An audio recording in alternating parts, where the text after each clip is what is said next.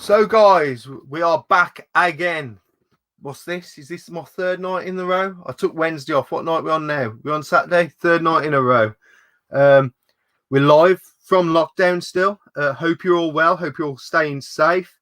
Welcome to everyone in the comments. I can see Raz, Rob, Geese, the PS4 Retro Gamer. Have you changed your name because you had them emojis last night? We also got West Ham Cyber Leader, and we have got Rob, Gernaldinho, and Gruss. Right, last night we had a little bit of a blast with the three guests on. They were real what you would call veterans of the YouTube scene. They were all been on a very long time. So what I decided to do for you tonight is we're going down the other end of the spectrum. So I'm bringing you some of the newer channels. So first of all, I'd like to introduce yourself. He's known to everyone as Eddie Ventura, but this is RollerXcore. Eddie, introduce yourself. Howdy, how you all doing? So my name's Eddie from RollerXcore, whatever you want to call it. As everyone knows me, I'm Eddie Ventura because I've got like 2 dogs and 3 cats always around me at all times. So as you can see, I like to collect video games, hoard video games. That's about me really. Go on. Sorry, Eddie. I won't cut you off if you're still talking. Yeah, so I mean, my biggest collection and everything is PlayStation 2. That's kind of got a bit of an obsession and kind of got a bit overwhelming just recently, really. But yeah. Nice one. So we've got a second guest on, and he's a good friend of yours and mine, probably more yours. You see him a lot. He's very new to the tubes after a lot of pressure, and that is Dylan Craven. Hypertrig X, say hello and introduce yourself. Adios. All right. My name is Dylan, and fairly new to this whole YouTube, making videos anyway. But I think a lot of people knew me anyway from the comment section, because I've been in the comment section of the videos for a good few years now.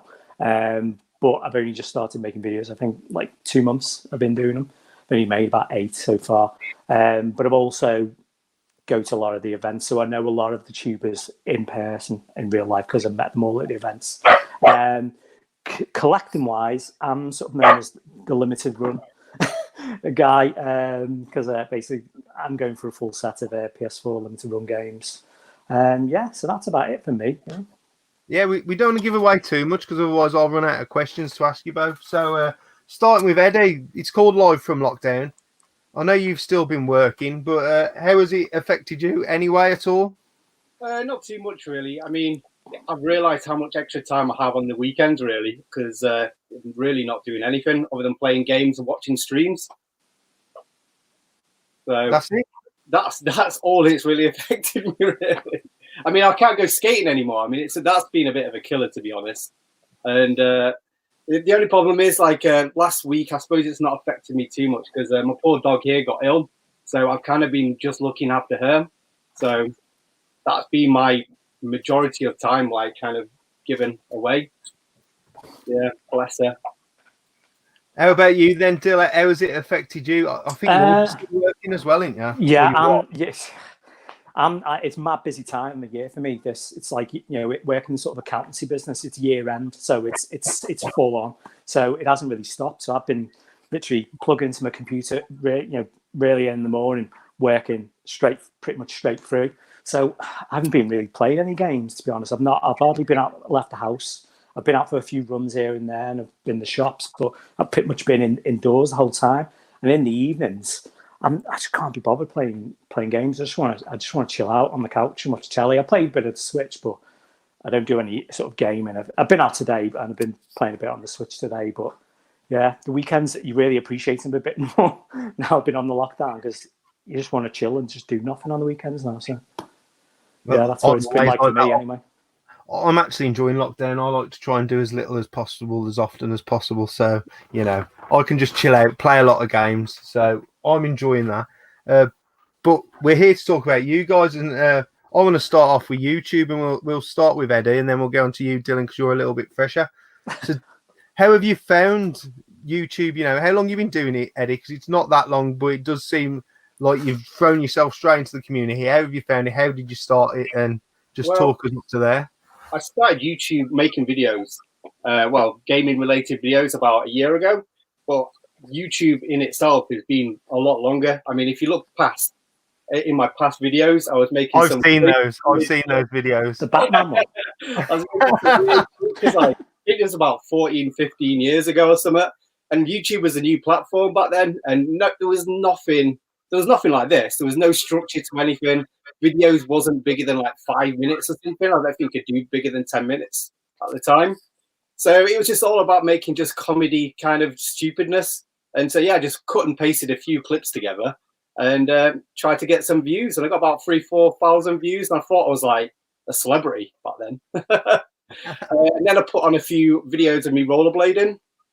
And that's why my channel name's RollerXcore. I've not changed it to be a video game channel or anything, because that's not how I see myself.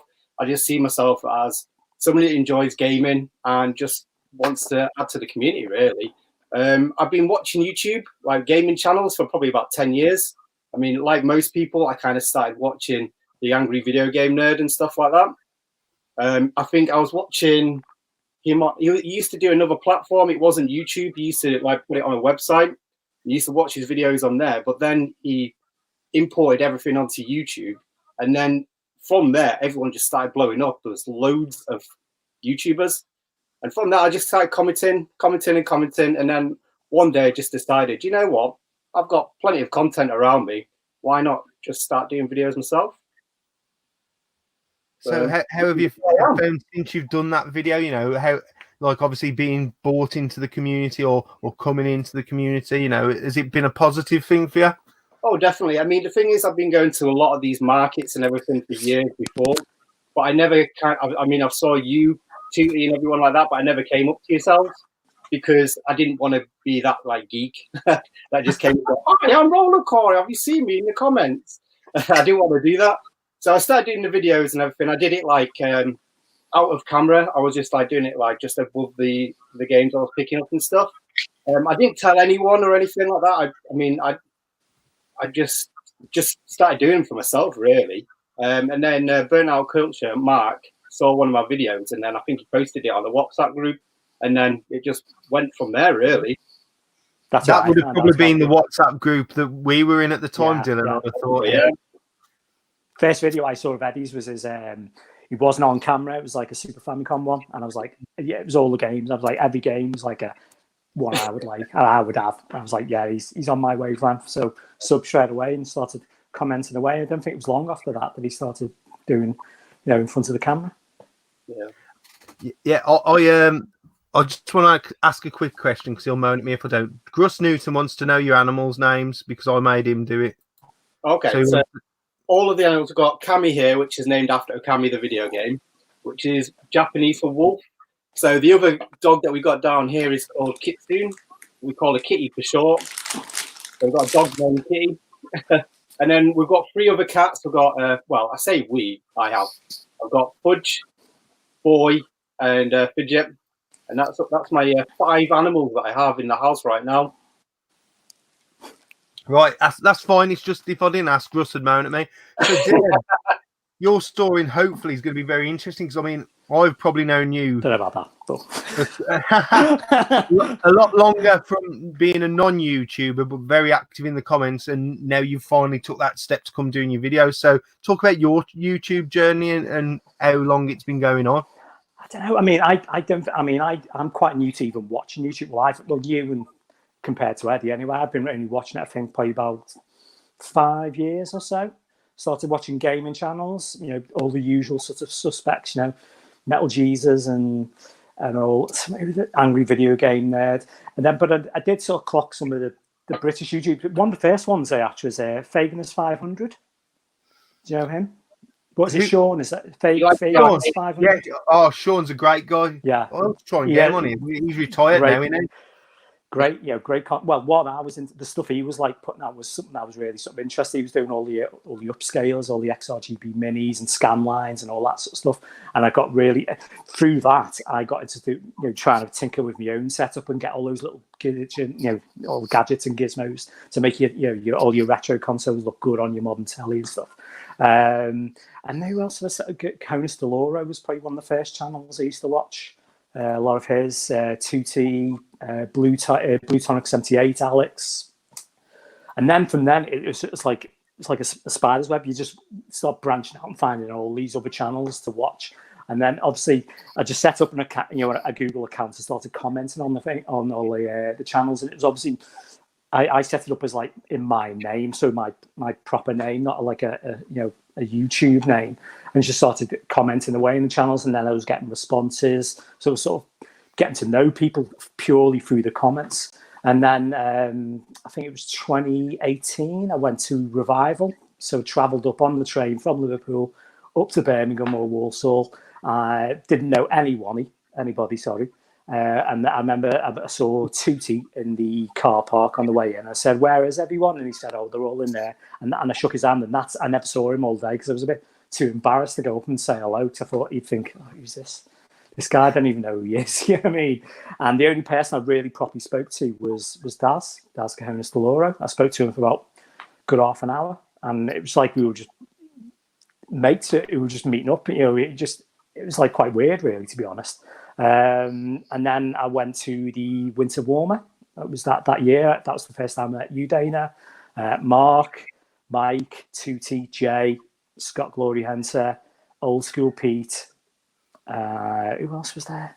Rob was probably there as well. Around that table, yeah, I remember that. It was a good day, that, actually. It was a bit of a small, weird one. But was it my stall, if I remember right? Yes, right. We commandeered the table. And it was just banter the whole way. I mean, I've never met these people, you know what I mean? I had to go up and because they didn't know what I looked like, so I'd have to go up and introduce myself. Oh, I'm Dylan. They go, "All right, mate." And it just sort of went from there. And obviously, I've kept going to the events. Went to the Revival the next year, which was the first time I ever met Eddie. We got chatting on Instagram. Sort of, I said, "Oh, I've got a room. Do you want a bunk?" And he said, "Yeah." And he drove me up. And because it was the first time I've met him, we chatted the whole way, didn't we, Eddie? Yeah, what we do all the time, anyway, don't we? We do, yeah. It was just like mates. It was just a few car trips together now, aren't we? Really? Yeah. And then noses of like the car, like we always arrive at the same time everywhere we go. Yeah. Well, that's it. People think sometimes it's like at events we come as a pair. Somebody, I think, if you go Eddie and Dylan, it's always Eddie and Dylan. But that happens with everyone. There's always someone you see someone with, and they instantly become a pair. And I'll be honest, you guys have become that pair. But then, like, obviously, and I was obviously in a WhatsApp group with you, Dana, and a few other guys, Tutti and Rob and Old School and Mike and Mark and stuff, Jay. All the guys. So I got talking to all you guys, and you were all doing the videos, etc. And then everyone was always like, "Oh, you should do it. You've got a really good collection. You got really, you do stuff that maybe other people don't really look to cover. You should do it." And I thought, and I wanted to do it for ages. It's just I don't know, having the courage to sort of do it, really. And I'm a bit of a perfectionist. I think, "Oh, well, I haven't got the right equipment. I haven't got the right camera, the right tripod. I haven't got the editing software." But I thought, you know what? I'll just do it on my phone, and just got a free app on my phone. And I do everything on my phone, all my editing, the thumbnails, everything's done on my iPhone. And that's it, really. You know what I mean? And the first 2 months have been quite good, you know what I mean? To be honest, it's been okay. People have been nice. I've got my first sort of hater who leaves me a down comments on every video, but it is what it is. I love the people who down comment my videos more than the ones who thumb it up. They're my real fans. They are. If they down comment or down thumb on my video, I love those people. But what I will say, Dill, is the main reason we used to tell you to do a video is because my phone used to be full of pictures of video games. I couldn't find I couldn't find the porn in my phone because of pictures that Dylan had sent me. I just became fucking hell trying to find everything. But no, you bought some of those games, though, didn't you? I did buy some of them. You bought a little bit of an influencer. Oh, we've lost Ned. Hey, Is it just me on here now? Then is it? Eddie, you're back. I don't know what happened there. I don't know what happened. You both disappeared. Then you're both back anyway.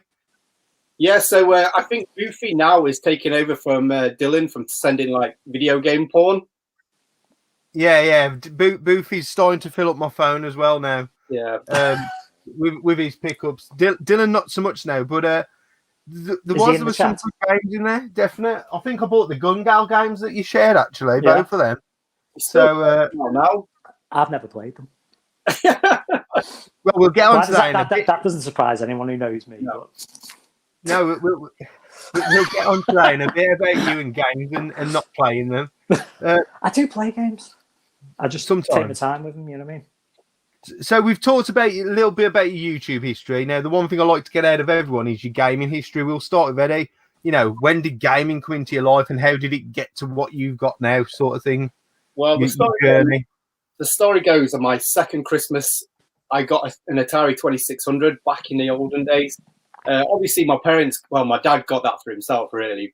But I always remember that 2600, like growing up. So I used to play that to death, really. Eventually, I went on to get a Nintendo from, if you remember, the classifieds back in the day on the old local papers. I got shitloads of stuff from there. We used to ring up with some random number and then just like come over and there was like a box of like NES games and like console for me. And from that, I think I had like Castlevania and Mega Man and stuff like that. And that was like my first few games that I had. So quite a good, strong start, really. But yeah, I used to go to a local market that was sort of near Lincoln. I know Craig's Hero Games been to there before. And that place used to have quite a lot of import games. So from like getting the Nintendo and the Super Nintendo and stuff, I got introduced to like imports quite early on, really. So I used to get, I think Super Parodius was like the first one that really stuck in my mind. I used to like get that, trade it back, and then get it again. I still love that game. I always remember seeing as well that Super Famicom 1. I don't know if have you ever seen that SF1 Super Famicom, where it's like a Super Famicom on a TV. It's like an all-in-one unit. Like a TV with a cartridge slot on the top. That's the one, yeah. They used to have one of them there, and my mum said, "Why do you get this?" And I was like, "Well, it looks like it's a copy, like a fake or something like that, a bootleg or something." I don't want that. You regret it now, don't you? Like, and I completely forgot about it up until I started collecting again about 10 years ago, and it was like everyone kept going on about like how rare and how cool it is, and like, oh god, why did I never get that? But yeah, I started going on with Super Nintendo, Mega Drive. I kept going in between the two for quite some years. Like I used to love the 16-bit area. That was my complete favorite. And then went on to get the Sega Saturn. I can remember when the Sony PlayStation was announced. I was like, why do I want to get a Sony PlayStation? I want to like keep to my Segas or my Nintendos. You know, keep to the video game branding and stuff like that. So I got my Sega Saturn. Absolutely loved it. But no one else got one because this PlayStation was the cheapest one. So all my friends got PlayStations. And I was the only lonely kid with a Sega Saturn, not able to swap my games out with anyone. Because obviously back then as well, like games were expensive. You couldn't really just buy a new game every time you wanted one. And even going to the Blockbusters and stuff like that was quite expensive, really. It was probably about £4, which is a week's worth of pocket money for us back then, wasn't it, really? So yeah, most of the games that we used to play was playing each other's games. We used to swap them out and all the time. But yeah, and ended up getting rid of my Sega Saturn and got a PlayStation.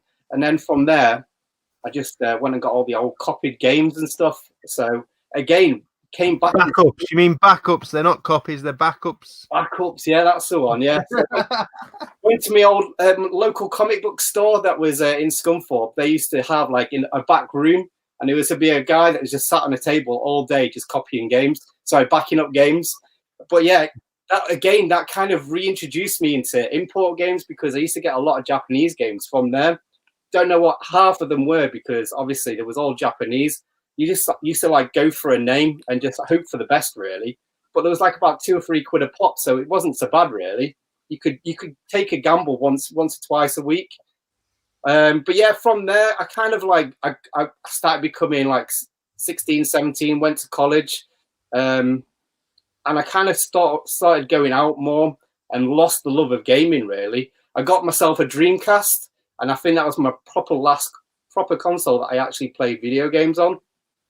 I got myself a PlayStation 2 when it came about a year after that came out, but mainly as a DVD player. And then that was it then.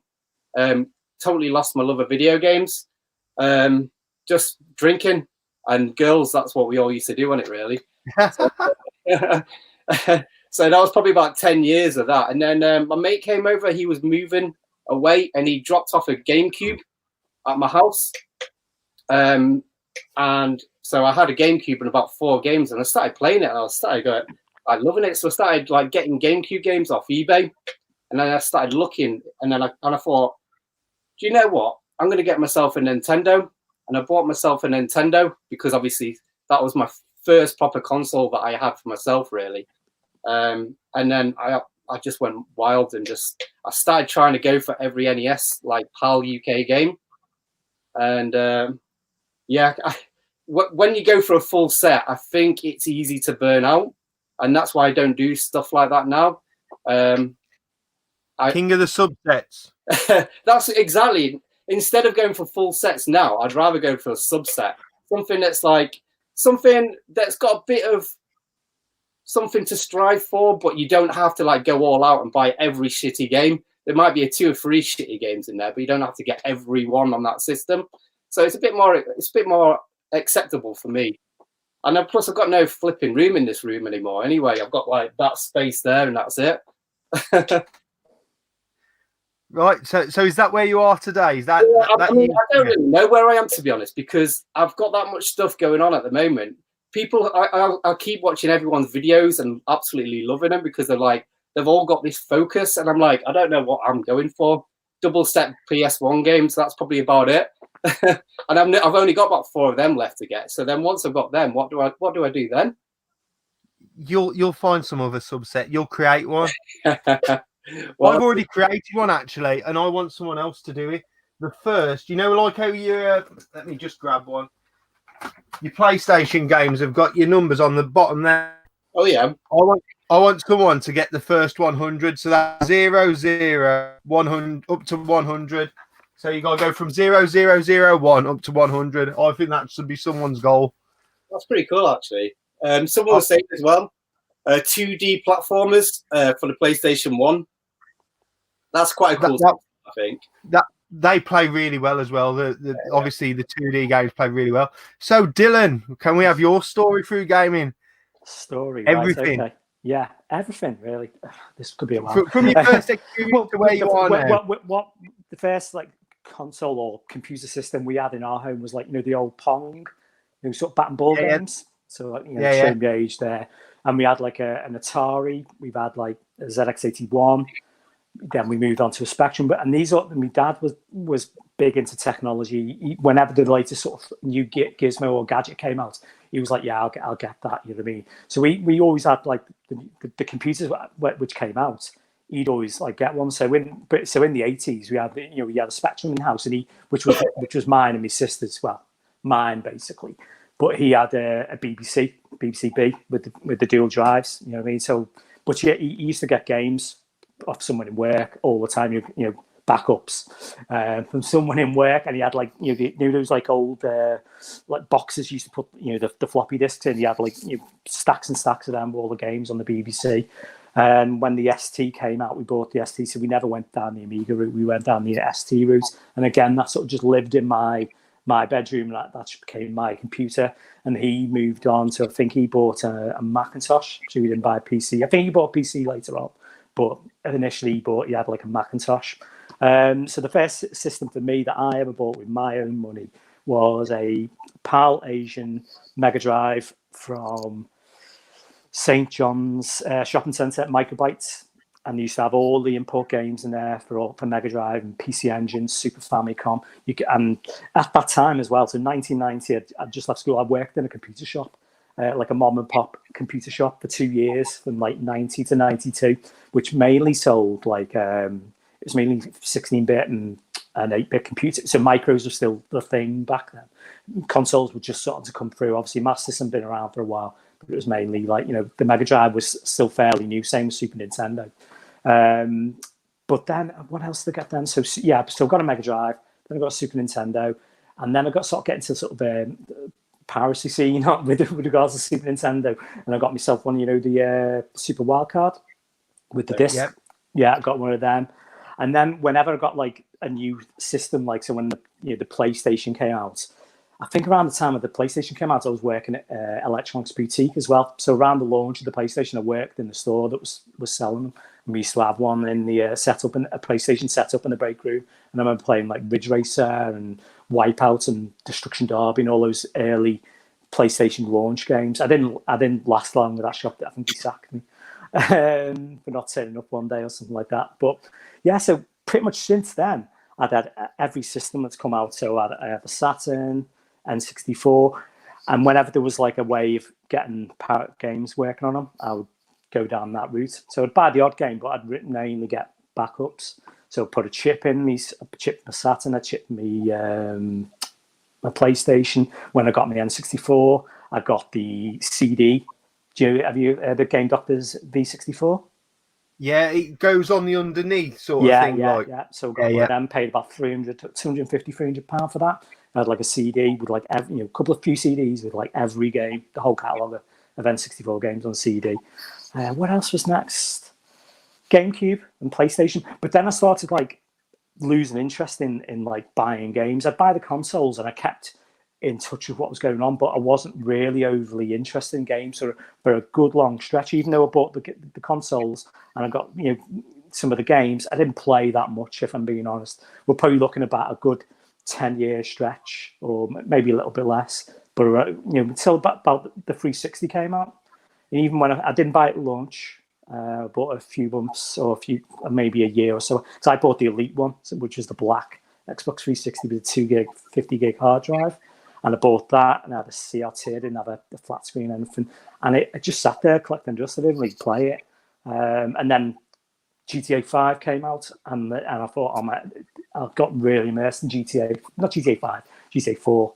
And I got really, really into it. And then that's when I started buying games. With all my wages, I just buy the latest games. And yeah, and sort of got to me where we are now, really, to be honest. So obviously you had the wild card and the N64 accessory. They were real quirky gadgets to have back in the day. So you've had like quirky stuff all through your collection. It's not like a new.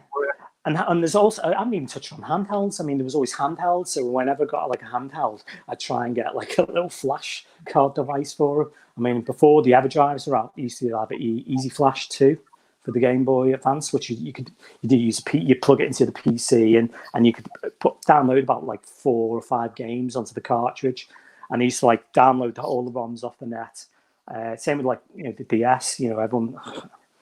I didn't really buy that many DS games. I just had an R4 card and just downloaded all the games off the net. I'm sure those other people probably did as well. But yeah, you can do a great little mod. You can do a great little mod with the R4 card as well, making it into a ZX Spectrum. It's called the ZX. NES games are all sorts on them. They're really like the cool bits of kit. But now I wouldn't even think about pirating games now. To be honest, I don't mind. And EverDrive, I don't really consider that piracy.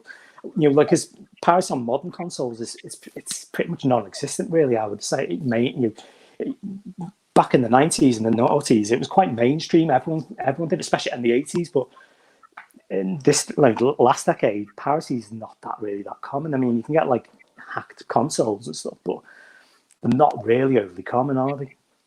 I think with the piracies, a lot of people got done, didn't they, with like the torrent sites and that shut a lot of people down. I think that was more to do with the movie industry, but I think it just absolutely scared the shit out of people. I think it was mainly in America. A lot of people were getting thousands and thousands of dollar fines for pirating movies. Wasn't it? Like that. Well, Nintendo started flowing lawsuits around India and shutting down all the websites. Eddie knows how to get onto those websites. Yeah, his little backdoor. Websites, the emulation websites. I think was it MU Paradise and stuff. They've still got the website open, but it just says like you can't access the ROMs or anything. If you get something called Tamper Monkey, it's like an extension for your browser. Just gives you access to them. It just opens them up, ready to download, just as you would 2 years ago. So you're a dodgy geezer then, Eddie, is what you're telling me. I just want to get a quick questioning because it was asked quite a while ago to you, Eddie. What's the best thing you've ever picked up at a boot sale? That was from Nintendo Arcade, Alex. Oh, God, I don't know. the best pickups I've ever had would probably have been in the last year. Wild pickup, probably my Sega Saturn, and I picked up Darius Gaydon. So that was like from a normal seller. I think I paid 45 quid for like about 10 games in a Sega Saturn, as I say, including Darius Gaydon, which is worth about 120 quid. But I've met this guy that Dylan knows that he used to go to his shop back in the day. He used to have a shop back in the PlayStation 1 and Saturn days, but he closed up and then he started going to the car boots, selling his old stock. And I've been getting some absolute bangers from there. Like I got like sealed Ikaruga and stuff like that. Obviously, he's not selling them for like about 2 or 3 quid, but they're not like eBay prices. They're like about a quarter of the price. So I think I paid 60 quid for a Ikaruga seal, which probably would go for about 150, 160 quid now. So that's what you're saying is your best pickup. It wasn't for me. There's been so many really good ones, really. You do get some great stuff from it. Pickup was Tombi 1 and 2 for 2 quid. Alex says he got Tombi 1 and 2 for 2 quid. That is a fucking good pickup, to be fair. It is, yeah. It is for a guy who only plays Nintendo and arcades, to be fair. Well, I got what I want the other day. What I want to do is with Dylan on about this, and you, Eddie, could go into it as well. Limited games, promote them, talk about them, enjoy them. Yeah. Tell them to the people like you do with everyone in one. Well, I used to be big into my limited run games when it first came out because there was a game called Saturday Morning RPG, and that kind of like introduced me to limited run games. Really, you couldn't actually download that game on the UK store, so I actually remember just queuing up, getting into the queue to try and buy the game. Are you there? You all a bit frozen? Yeah, I'm listening. I'm listening. Yeah. That's all. Oh no! I'll move to make sure you know I'm here. Cool. Yeah. So Saturday Morning RPG. It was a game that I just wanted to play. Really, it was an RPG and about Saturday morning like TV shows. So it was like totally up my street. But yeah, UK store didn't have it on their website. So the only way to get it was back in the day was limited run. And back then they would do one game every so often. And it was pretty cool. It was just exciting to get into that queue, go on the forums and speak about these games that possibly might come out. And it was quite a good scene back then. It wasn't anything like it is now. So I started doing it, buying maybe 2 games to buy one, flip on, helps fund the collection, bit of a scalper and everything. We've all done it. We've all done it. But then it started becoming where like the releases were coming out weekly, and from then it come out fast. Limited fun, basically. It wasn't fun anymore at least for me anyway. So I'll just pick up the odd few games that would really interest me. What about you, Dylan? So I know you massively love them. Your passion probably is limited run. So, I'm into it. Talk us through it, man, and talk us through some of the games. Well, I remember like Saturday Morning RPG being sort of hyped up around the time it came out. It was on Kotaku, and it was, I think, the article was saying, "Is this going to be the rarest PS4 game ever?" And that sort of picked me as I thought, "Oh, that sounds interesting." And I think it came and went, and I never bought it, to be honest. I haven't got the first couple of games. I've bought more now with the initial releases, but I think I joined in where they were up to about the 9th release, which was a Vita game, which was Soldner X, I think it's called, X2, which is a shoot 'em up on the Vita, and that's sold out. Like, honestly, yeah, I've got that. No, I haven't got that now. Yeah, see, he's got it. I haven't got that one. PS4 one, is it? Oh no, is that Abe? Is it the first 2 games I haven't got? So I haven't got Abe's Odyssey. I haven't got Saturday Morning RPG. But so Soldner was the first game I got, and it sold out probably in like about 10 minutes. And it's a shooter anyway, so shooters tend to sell quite well on any system, really. Well, some of them do, but yeah. And then I don't know, I thought I'm gonna keep up with this. And initially, I was getting Vita games, PS4. I did that for about 3 weeks, and I thought, I can't do this. It's just too much money. It's keeping up two sets. So I have got a couple of the early Vita games, but I'll only buy Vita ones now if they are not on PS4. because PS4 is the main one I collect for. Even with the Switch, I don't do all the Switch limited run games. I only do PS4 and a Switch game if it's like a really really cool one or it's exclusive to that format. But like Eddie said, it's changed so much from when they were early in the early days. You know, I mean, you had to be quite quick on getting them.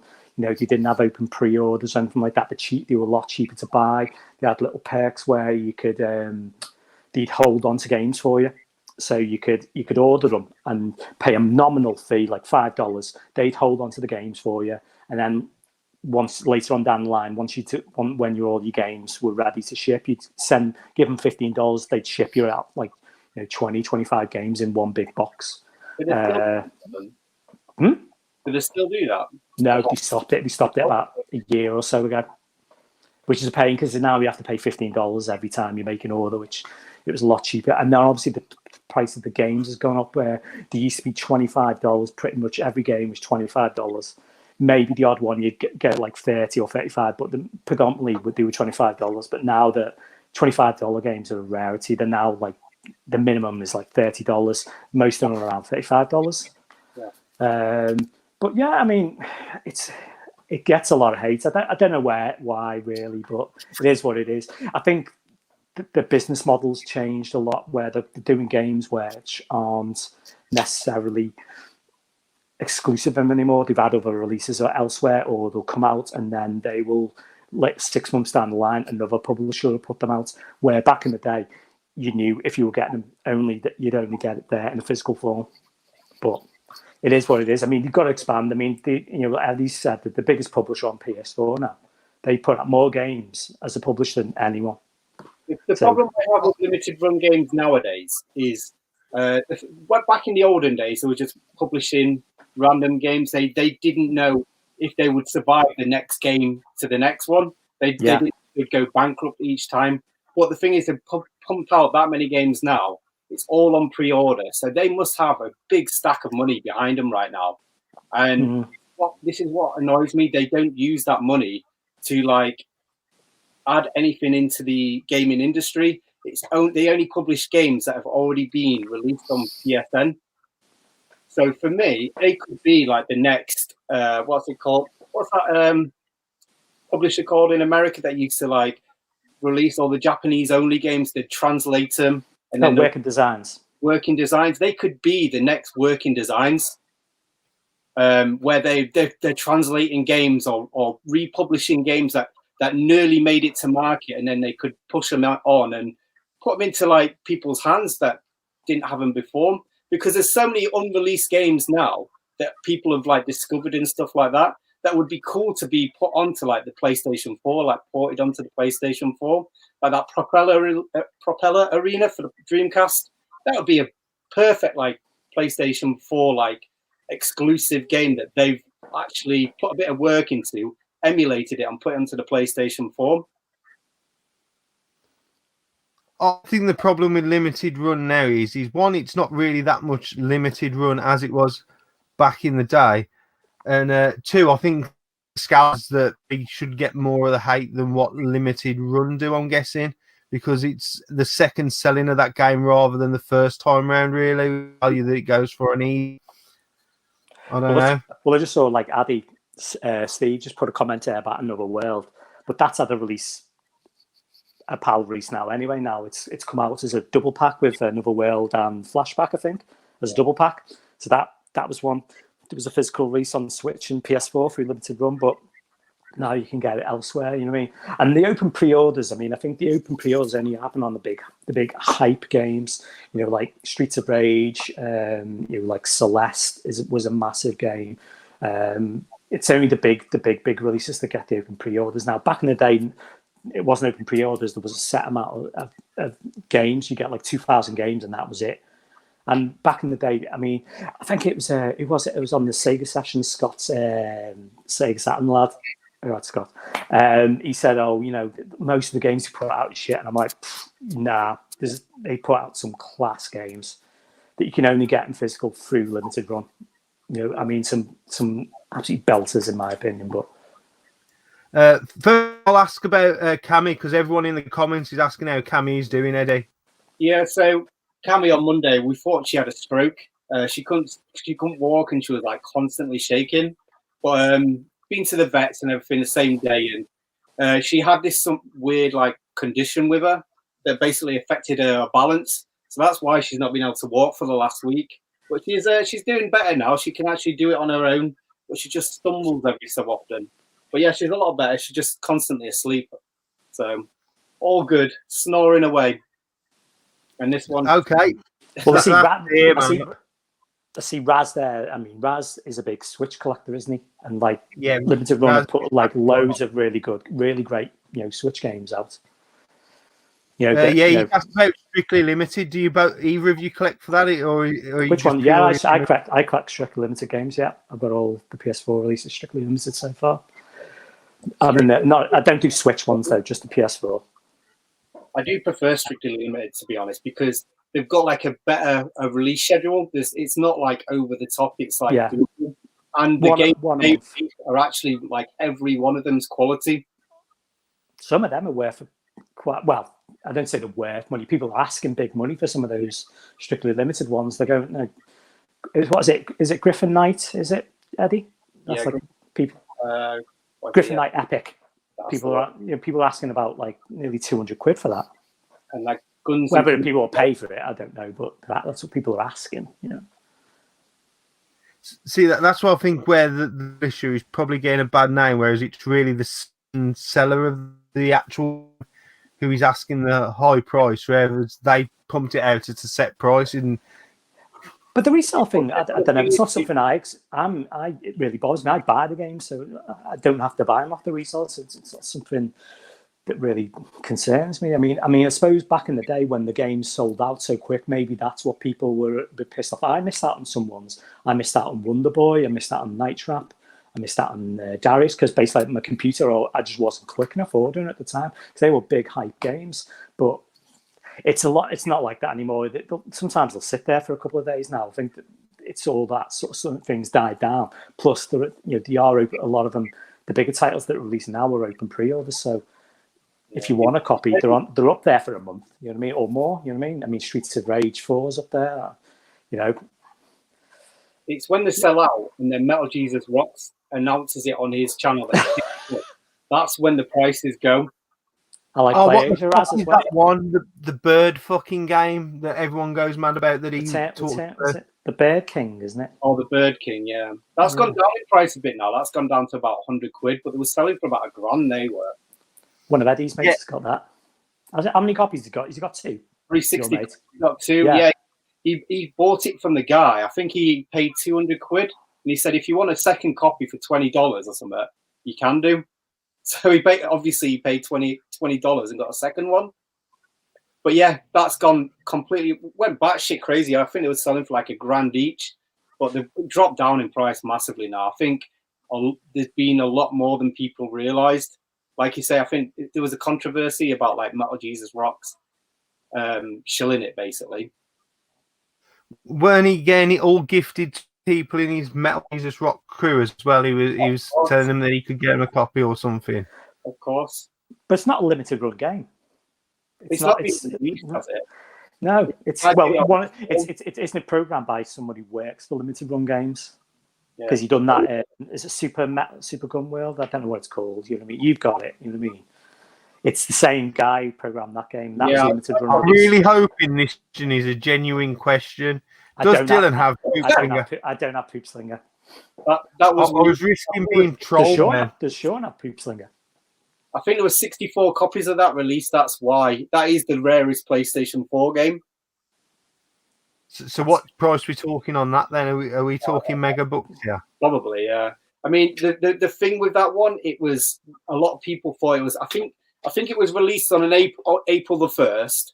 The logo that they used to release it with looked like a complete copy of limited run games. It was the payment that you made was to a company in Russia. So all these signs were just going, "Don't send your money to this company." But didn't he have loads of unsold copies? Didn't he print loads? I don't know. I thought there was like loads of access, and he couldn't get rid of them. And he went out of business, or I don't know. So I guess I don't know the full story. Trusted their money with this guy, and they actually got them sent to him. So because of that, it's now become the most rarest game on the PlayStation 4. Is it any good? It's quite a cool story, but I mean, yeah, who's paying that much money for that game is ridiculous. But the ratio Van Basten doesn't have a coffee, just so you know. But the thing is, like, it's sort of like a cottage industry within itself now, the limited run thing. There's like so many of these type of organized companies propped up in the wake of limited run that it's hard to keep up. You know what I mean? Eddie knows about it. There's so many of them now. You know what I mean? And they've all got similar names, and you know, I can't keep up. I've got a set number of publishers that I get my games from, and like maybe Retro Gaming's got a controversial statement here. Limited run games aren't official games, are they? Oof. Yeah, they are. Of course, they're published by Sony. They're printed by Sony. We know Griffo's limited. He probably doesn't talk to everyone who's in here. So, someone said he's trolling me. He's trolling me. You know what I mean? Poops he's the one who dislikes me videos. $1,000. Someone said they saw one for £600 on Facebook. So that's got to be the most expensive PS4 game, I'd have thought. Possibly, yeah. Maybe. But no. Anyone buy from PlayAsia do. PlayAsia. With PlayAsia, they come in a nice little box. You get like a CD, you know, it comes in a proper jewel case. You know, it's a really nice package, and they weren't overly expensive. Some of them aren't the best game, but a lot of shooters that they put out. So I don't know if they'll be rare or valuable in the future, but you know, PlayAsia that now again making that many games, it's hard to keep up with them as well now. They've slowed down a bit.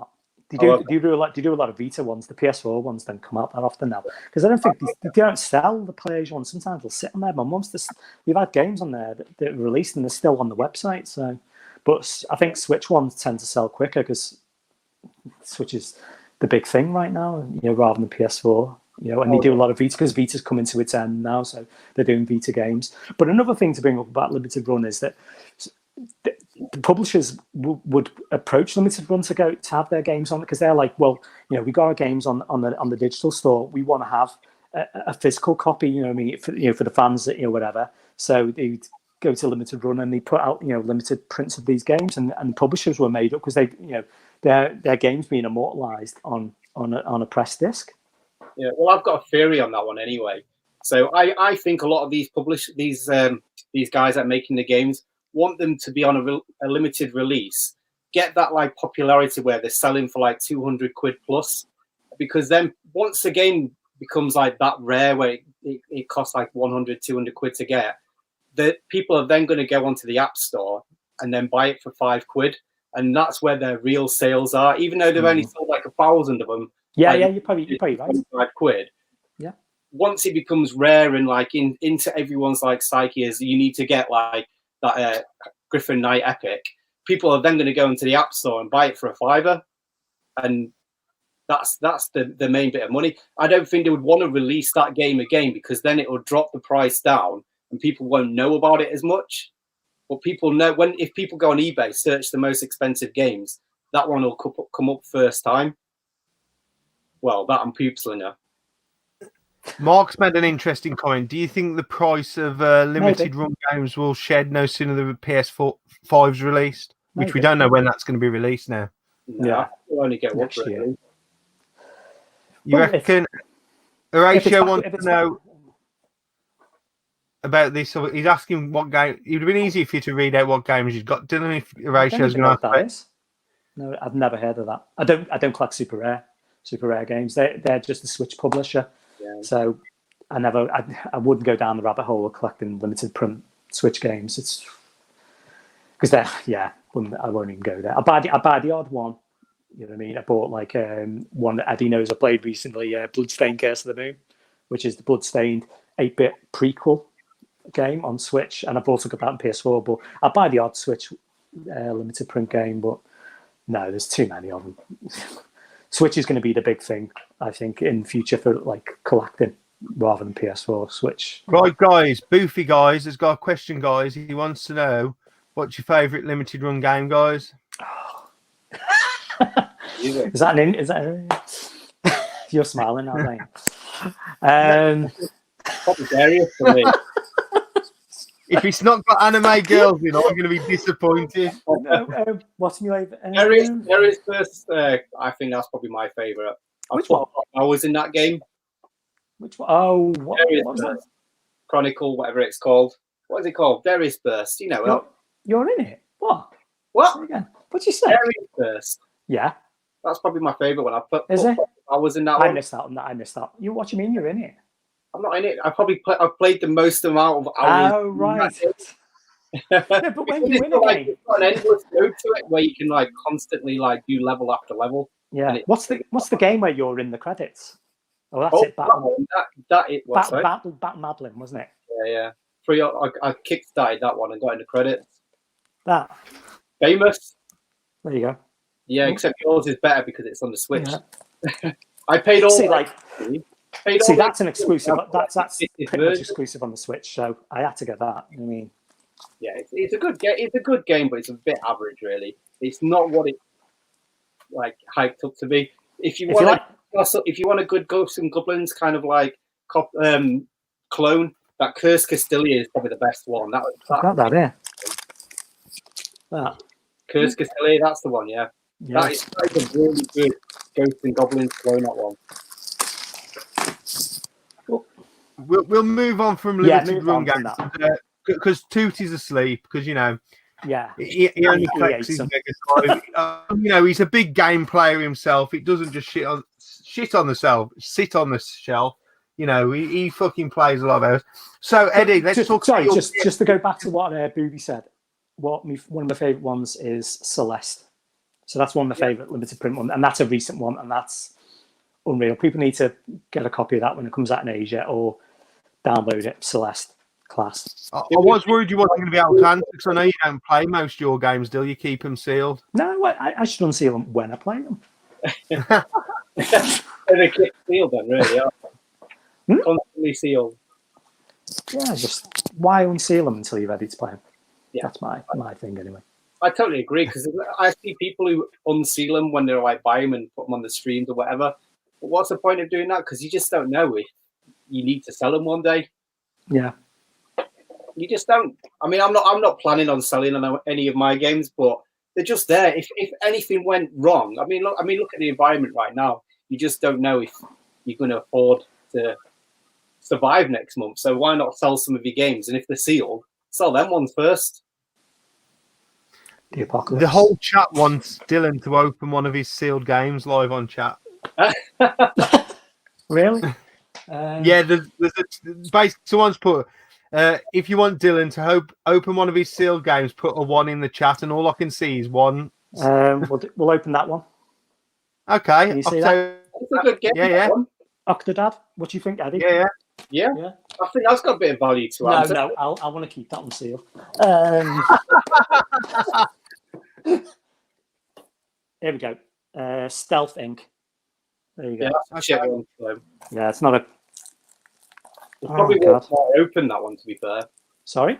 Probably worth more open. Maybe. Well, that's the thing. The price of them fluctuate. I mean, some don't go for, like, you'll pay, if they're on the resale market, some will, like, you'll get them either less than retail or just about to retail, or some really go up. Like the Shantae ones have really shot up in price. There you go. That's now open. Fair play. Everyone in the who's in the chat, if you don't sub Dylan and you put a fucking 1, you go and sub him now. That type of trigger at EX or X. Is EX or X? I just say X. And I do. But EX, I got it. It's kind of like a Street Fighter X plus Alpha. That's where it sort of, that's where it sort of comes from, if that makes sense. So we'll talk a bit about the collections other than limited run. I know you're about the PS2, Eddie. Let's have a talk about your PS2 collection. What's your goal? What's what, sorry? What's your goal with your PS2 collection? Where are you going? Are you going for a complete set or? No, definitely not. No way. I'm not got enough space. I'd need the whole room in here just to get a full set, I think. So yeah, that's not going to happen. I think I've probably got about 800-900 games, but they're all like either games that I want to eventually play or ones that have got sort of some kind of value to them. So I don't have many FIFAs or like Army shooting games and shit like that. Stuff that totally don't interest me. But I've got a couple of very rare games coming. Hopefully coming anyway. One's coming from Italy, so that's going to be a bit scary when I open that one. Well, you might get a load of wood if you like fucking from the retro heads. He got a Saturn from Italy, and they just sent him a load of wood. That's a true story. I hope he's not, because he'll be pissed off with me for mentioning it, but I don't really care. But so he's like PS2, like your go-to system. Have you got a line for it? Is that why you've gone for it, or is it just? Well, I class the PS2 as the easiest one to claim. Well, that's basically it. So when I sold my old collection, which was all kart-based games and stuff, I didn't stop gaming or anything. So I carried on going kart booting, and I would just pick up a PlayStation 2 game or a 360 game, and then eventually I realized I had a flipping collection, and it was like getting a bit crazy. So from there, I decided to actually start looking for the rarest games in the PlayStation 2 library. So from that, I've started buying like all the 505 games, as many of the Phoenix games, because I saw them as a bit of a challenge, really. Rather than going for a full set, I'd start what I've termed the subset, really. And that's where my first subsets. So talk about what subsets are within the PS2 collection then. Well, the biggest two are probably 505 and Phoenix. So Phoenix games is just full of a load of shit games, basically. Just trying to find one. Let's have a look. Where is it? So here's one here. Maniac Mall. Just total turd, really. Wow, that looks really fucking good. That does. But there's a load of like kind of like animations that are like really badly animated and like have like dodgy voiceovers. So they're that bad, they're good. But some of them cost like about £100 a pop, like Cinderella or something like that. So because of that, I've not gone for the Phoenix set. I went towards the 505 set, which was full of like shooters and RPGs. Basically, games that I would see myself playing eventually one day. And they're worth some money, some of them, aren't they? So. Exactly, yeah. Well, that's it. It was something that I went for, but I never actually truly thought I would get. There's one game in particular that was like talked about as the rarest game on the PlayStation 2, and that was part of the 505 set. So because of that, I never thought I would get it. And then one day I found it on Amazon. So I ordered it and it came and I was like, fuck it. If I've got this, I might as well just go for it. I had Rule of Rose already, which people think is the rarest PlayStation 2 game. Not all. There's probably be about 100 rarer games on top of that.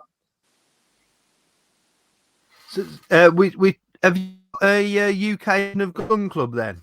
Well, I've not got a UK one. Mine's Italian. Is it? Where is it?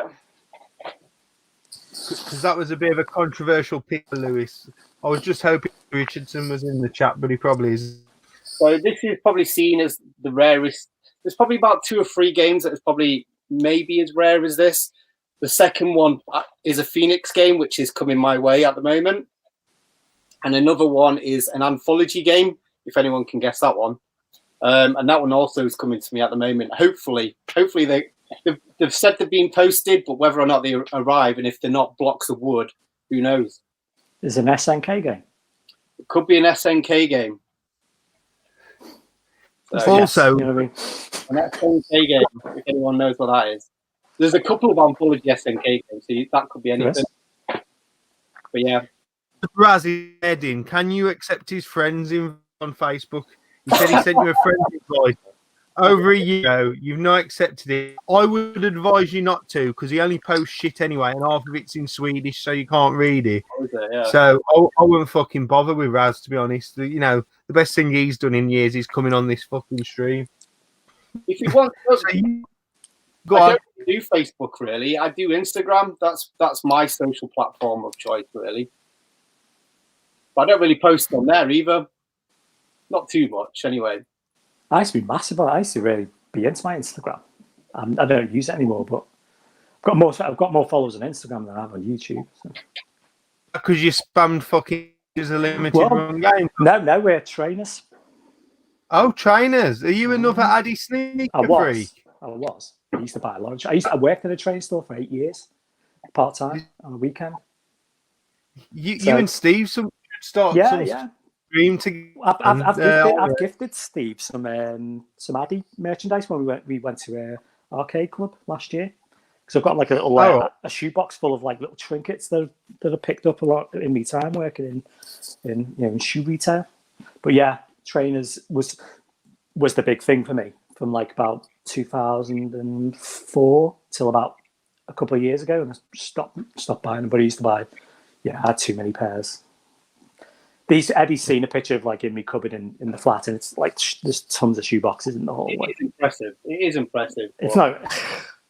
But I'm not an Addy person like Steve is. Like I was a Nike person. So.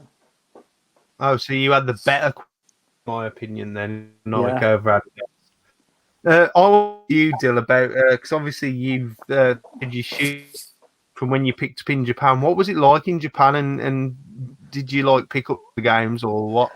So Japan, I've been four times. So the first time I went was like 2006, and I was just going. It was when I was traveling with one of my mates. We traveled all around Asia for 6 months, and the start of the trip was in Japan, and we spent. I think we were there for 9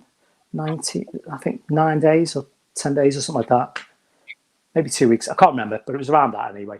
And that was probably in the period where I wasn't really gaming. I was into it, and I had the hardware, but I wasn't really buying the games. And I remember going to Super Potato for the first time, and it was like, oh my, it was insane the amount of stuff they had on the shelves there back in and this was 14 years ago, and it was unreal, the stuff in the glass cabinets, and I can't remember the prices. It was such a long time ago, to be honest. And I went to the Super Potato store in Osaka when I was out there in what's called Denden Town, which is Denden Town is like the equivalent of what Akihabara is in Tokyo. Denden Town is in Osaka, and all the game shops are there, all the retro game shops are there. And I went again in 2010 with my wife, or she was my girlfriend then. And again, even then, I don't think I really picked up that much stuff. I did pick up the odd thing. It was only the last 2 trips, which was 2012 and 2016, that I really picked up quite a lot of stuff. I'd go with like an empty suitcase, and there was boxed consoles, all the games. Boy, it's insane over there. The game stores are on another level. You wouldn't believe. Even like the regular ones that sell like modern games, they're in these huge, massive department stores, and it'd be like a whole like floor of like, or a section just purely games, and it's just mental out there. But the retro game stores are just and that's where I got all those 360 shooters. I'd say a good portion of them were all bought over there. What's that? We're friends now, right? There you go, Raz. Stop giving him. But yeah, so I got most of them. Even then, they're not that cheap over there, the shooters. You know what I mean? Back then, I mean, more expensive now, but they weren't like where you could get like £2 games or £5 games. Even though some of them were 20, 30 quid. Not that one. I've highlighted the wrong question. I'm looking at big games out. He wants to know what's the best PAL shooter. Best PAL. That's probably Eddie's probably the one to ask for that. Best PAL shooter. Best PAL shooter. Gradius 5. I'm going to go for that. I don't know. This one. On pit. Legend of Tsuyuki. It's sort of like it's not a space shooter. It's more like a fucking Rocky style shooter. But yeah, proper good game. I know. So, being if you have about PAL, I'll ask what you think's the best Japanese shooter then, Dill, because I know you've. Raiden Fighters Aces. It's like a 3-pack. It's like 3-pack. So it's like got 3. Is that the one that arcade you featured in your videos? Is that the one that you featured in your videos? It's one of the more expensive ones to get now. It's I mean, actually, more expensive ones, but Raiden Fighters Aces never got it got American release. It never obviously got a PAL release, but the Japanese one was very hard to track down. I got that in a book off store. But I remember when I went to saw it in Super Potato, it was like over 100 quid. I thought, I'm not paying £100 for it. And I found it in a book off store for 60, which I was really happy with. And that's probably one of the more expensive games. Actually, no, there's one that I paid more for. That's Sakura. Flamingo Archives. I paid more for that. People ask for like £500 for that game. Question to Dylan: when is the cab coming? I haven't got room for one. I'd love one. I've got room. I've seen you. I haven't. You have. Flat. I live in a flat. There's plenty of room for almost room for an arcade machine. If I was going to get one, I'd like a little bar top like what you've got. But I'd want one. I wouldn't want it with a Pi, and I'd want it with like a PC inside, so you could get all the sort of more high end arcade games like your Street Fighter 4s and 5s and all that on it. But I'd love one. But fucking bark shit. Wait to tell Eddie he's barcade shit, Dill. No, it's good. It's awesome. But I wanted to play more than just a certain section games. There's those ones with the hyperspin. Beeps has them. I've seen him on his Instagram and stuff, and he has some really nice cabs. On his ones that play all the other arcade boards, the more modern arcade boards, like the Naomi's and your Taito arcade boards. I'd want a PC. So. Vuelix, then, don't you? You need to get a Vuelix, and then you can. You've got room for that. That's like thin and skinny in it. No, I haven't got the room. Has he got the room, Eddie? Yeah, he's got the room. We just need to get rid of it out of the room. I'm trying to think. That's. Well, you don't need all them fucking lights. Get rid of all that there. No, I was trying to get the. There you go. Says. Yeah, no, you can't see it really. I can see space. I don't have that much. There. Half a room you can see there. Mm. Well, I share this room with my wife. Her office is in the corner, and then there's all my game stuff. Well, get rid of that. Get rid of that. Fucking need that. That can be one of them fold-up tables for a front sit on the settee in the front room, and you can have your cab up the corner. Yeah, no, I'd love one, but I know expensive as well. And in certain times, Sell your limited run games, you'll have plenty of room then. Sell your limited run games, you'll have plenty of room then. Maybe. I don't sell games. I don't tend to sell them. I just keep them, you know what I mean? What about you, Ed? You wanted to upgrade your barcade, didn't you? Because I heard it was up for sale at Revival, someone told me. Well, I bought it and Jay's eyes lit up like proper headlights. And I was thinking, I felt really guilty from taking it home from him because he was attached to it, wasn't he? So yeah, I said to him, if I don't like it when I get it home, I'll let him have it for what I paid for it. But you know what? I played it a few times now. I do enjoy it. It's an LCD screen, so it's not the most enjoyable experience. I prefer it as a CRT, but yeah, because the thing is your big cab got a CRT in it? Well, that's it. I've got a big main cab, I've got a full size main cab with a CRT, but the screen on that's smaller than that bar top, which is a bit of a shame, really. Rob, it's a better picture. Yeah, the CRT is a lot better picture, really. I mean, it isn't. I mean, the LCD is really crisp and clear, but there's something about having the actual CRT, like a proper light in the back. Yeah, Booty says, if you could buy one super rare game, Dylan, what would it be? Well, I'll throw that question to both of you. Money's not an object. You could get any game. Because I don't track what they sell, so I don't know what sort of games they've had out. So it's something like an answer. I don't know. Does he not mean just as in super rare, as in just rare? I don't know. Is he talking about the publisher or because there's a publisher called Super Rare Games, isn't it? Is that what he means? I don't know. I don't know if he means just because there's a difference between being rare and being valuable as well, isn't there? I don't know. I don't know really. I'll let him come back to me and let me know if he's on about Super Rare, the publisher, or a super rare game. He also asked what. If it wouldn't be a super rare game, I'd play. If there was a super rare piece of hardware, you know what I mean, I'd probably get another a PC engine, GT, the portable PC engine. I'd love one of them. Talking about that, I have got a beautiful box for GT. If anyone ever buys one, it's literally mint. It's only ever had the GT took out of it and then been put in storage. I used to have one back in the day, but back in the I don't know when this was in the period when I was just buying the odd hardware and the odd game. I had the Turbo Express, bought it from Telegames. If anyone remembers Telegames, and it came with the American football game, and I bought a converter for it, plugged in the back to play Hue Guards. and I sold it at some point down the line, and I probably sold it to a cash converters probably for like 50 quid. Gutted. It was brand new from Telegames, mint in box. But it reminds me of another system I've got, another console that I've got, and I don't know where it's gone, because I used to live in Manchester for a period, and I moved from Liverpool to Manchester.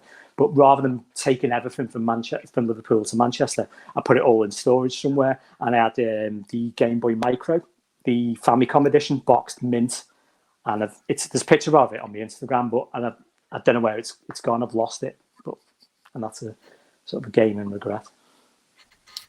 So let's talk back a bit about YouTube. You're both quite new to YouTube. Eddie's been a year, Dylan a couple of more. Where do you plan to go with YouTube? Obviously, cover that subject of, did you start the YouTube hobby? I think you both did. Do you have any aspirations of overall, or what do you expect? Not expect. What do you want from YouTube as a platform? So I think me and Dylan are both quite similar. We're both commenters first, YouTubers second. So I think from that, I think we're both just happy making videos. And, well, at least I am anyway, just making videos and meeting people in the community, really. I mean, that's how I see YouTube. It's more of a community-based thing rather than a progression in myself thing. I'm not bothered if I have 100 subs, 200 subs or whatever, 2,000 subs. It makes no odds to me. It's who I meet in the community. I'd echo that. It's just an extension, isn't it? It's an extension. Obviously, like he's just said, commenter first, video maker second. And obviously making the videos is just an extension of the comments, just in a video form, you know what I mean? It's just me reaching out to, look, I've got someone subscribed to my channel. Everyone should be subscribed to your channel, please. If you're not, and any of the previous guests who will scroll past in a minute, please subscribe to everyone. Who's in the chat, by the way? Oh, who's in the chat? We've got loads. We've got Russ Retro Bears just turned up. Mr. Bads is in the chat. Right, pop up. Retro Games Revived. All right, sure. But yeah, there's loads of people in here. So we got 32 viewing. We have 36. Saturday night. Bloody hell. Well, you'd think there's a lockdown on, you know? Is Peter? Woolly Weebles here as well. I mean, I'd like to get Woolly Weeble in, but he'd run out of fucking pen, I think. It'd be my ultimate challenge to get Woolly Weeble on here. So that's your plan with where you think YouTube's going to go. Where would you like your collection to go? Start with. Have you got any goals? Is there anything you're super after? Are you willing to do anything in your collection? I don't know. For me, I mean, the retro stuff, I'd buy some of it, you know what I mean? Say like GameCube, I've got X amount of games. Like I think I've got about 30 odd games. If I can get that to 50, I'll stop. You know what I mean? I'm happy with that. And that's probably for all the systems. Say Mega Drive, if I can get to I think I've got 18 Japanese Mega Drive games. I can get to 25. I'm happy with that. And it's the same for, I think, for everything. Dreamcast, I think if I can get to about 50 games, I'm happy. Saturn, get to about 50 Japanese Saturn games, I'll be happy. And then just concentrate on getting modern stuff, because that's really where all my gaming time. I play my Saturn now and again. I think that's, out of all my retro consoles, that's the one that gets all the love. But mainly I play on my PlayStation 4, and now my Switch is getting a bit of love as well. But it's also hardware as well. I'd like to get my setup where I want my setup to be. I want to get my PVM monitor in here eventually, get it from my mum's house and get that in here, and get rid of my Sony. Well, not get rid of it, but move my Trinitron, Sony Trinitron, move that back to my parents' house and have the PVM here and have all the consoles all hooked up at a flick of a switch. Because right now they're in the setup, but they're not all plugged in. There's only about 5 of them systems that are plugged in at any one time, and the PS4 is in the front room as well. I'd like to all sort of consolidate it, so it's not really a collection goal. It's more of I suppose a game room goal. I want to get it, and all my shelves. I want to get more shelves up in here. Just organise it a bit better. I think it's a little bit. It looks tidy because I've tidied it up there. It's not normally that tidy, to be honest. Just it's not really a collecting goal, which is more gaming goals, I suppose. How about you, Ed? So collecting goals, my only collecting goal at the moment is the double case PlayStation 1 subset, which is nearly there, but I'm just a bit. They're all like really cheap games, and I don't like buying cheap games. But just in case I get them in like you know, like when you get bundles and stuff, they're the games that are always in bundles. So I don't like buying them outright. It's like, I don't know. So with me, I'm more like Dylan said, I want to buy games that I want to play. And at the moment, I'm playing more Mega Drive and Sega Saturn. That's my most played systems, other than the PlayStation 4, which I don't know. Even though I call myself a retro collector, or whatever, I do play my PlayStation 4 probably a hell of a lot more, just because it's in my living room and it's just ready to play straight away. But I feel guilt because I'm buying all these games and I don't play them, and I want to. So yeah, I think we'd all like to have time to play our games, though, wouldn't we? Yeah. So collecting goals. I mean, yeah, definitely more Sega Saturn stuff, more Mega Drive stuff, and I think the way I'm going to be doing that is hopefully if the car boots ever open up again this year, I want to be getting rid of eBay and then just going car booting and just trading up at CEX, because to be honest, I have more fun like doing all the wheeling and dealing of CEXing and stuff like that than actually playing the games themselves sometimes. I know it sounds a bit absurd to be saying something like that, but I don't know, there is something about the actual collecting of the actual games themselves that is, well, it's a game itself, isn't it, really? You probably know yourself, Dana, because you're quite... Yeah. I said on this stream before, I don't get much fun about going to a game shop and buying games, or going to market and buying games, or even eBay and that. It has limit. I like that getting up on a Sunday morning, not knowing what I'm going to find, if you know what I mean. Yep. That it's the thrill of the hunt. I almost classify it any other way as almost like cheating myself. Yep. You know what I mean? I've never been to a booter. Oh, you need to go. I'll take you. Never been. Not that You can't get up early enough. I just never. I have got a couple of questions anyway. First one's from Boothie. He wants to know what is the worst game system you've both played. If Dylan wants to go first, the worst console. I wouldn't say it's the worst console, and he'll hate this because he loves that system. But I don't rate the N64. I don't really rate it. Dylan. I think there's a lot of people who say that. I'm one of them as well. How about you, Ed? I don't like. I'm not really in. I'm not big on the Wii either. I think the Wii. Why? What's wrong with you? There's a load of games on the Wii that you'd absolutely love, Dylan, because there's a lot of Japanese kind of style games on there. Like you've got like what Cine Steve picked up the other day, that Beat the Beat.